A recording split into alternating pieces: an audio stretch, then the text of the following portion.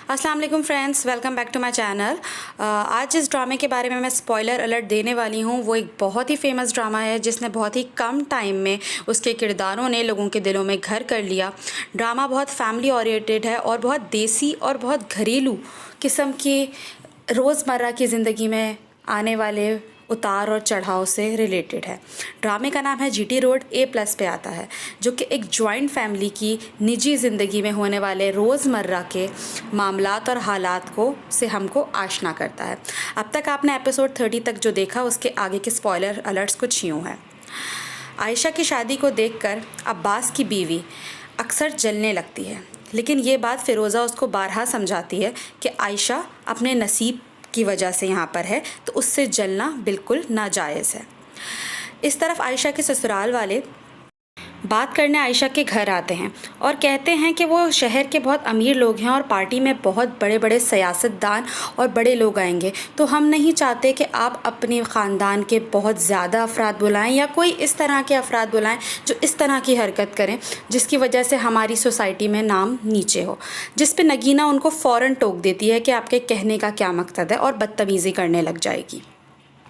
उसके बाद मालिक साहब ये बोल सबको समझाएंगे कि जो ससुराल वाले कह रहे हैं अगर वो नहीं चाहते कि सब आएँ तो हम उनकी बात रखेंगे, क्योंकि ससुराल वालों की बात मानने में ही भलाई है, क्योंकि यही हमारी बेटी आयशा के लिए बेहतर है। अगर हम अभी बहस करेंगे, अभी ज़िद लगाएंगे तो आगे चल के हमारी आयशा के लिए कोई ना कोई मसला होगा।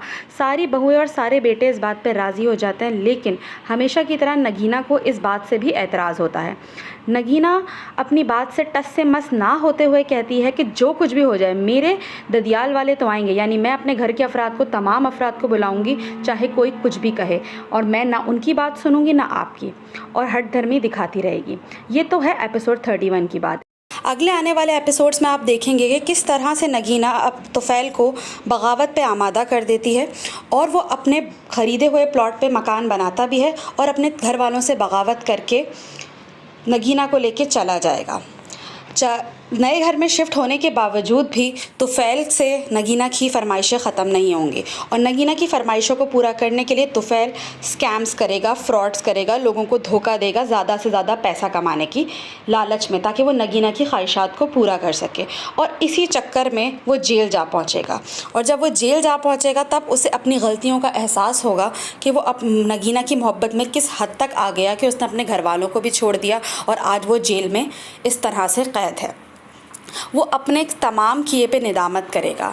इसी वक्त नगीना उससे मिलने जेल आएगी और बहुत सर पकड़ पकड़ के रोएगी कि ये क्या हो गया, मैंने अपनी फरमाइश और लालच के एवज़ अपने शौहर को जेल तक आ पहुंचाया। वो अपनी सर तोड़ कोशिश के बावजूद तुफ़ैल को नहीं निकाल पाएगी और फिर मजबूरन वापस उसी घर जिससे वो बगावत करके निकली थी वहाँ जा पहुँचेगी और उनसे मदद मांगेगी कि जाके मेरे शौहर को निकलवाएं।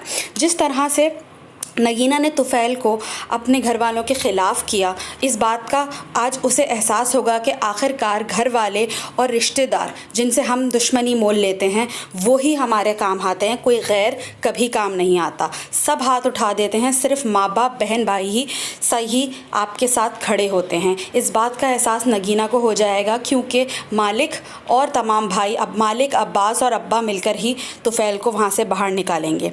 एक तरफ नगीना का ये हाल होगा तो दूसरी तरफ फ़िरोज़ा एक बहुत खूबसूरत मिसाल बनकर सामने आएगी।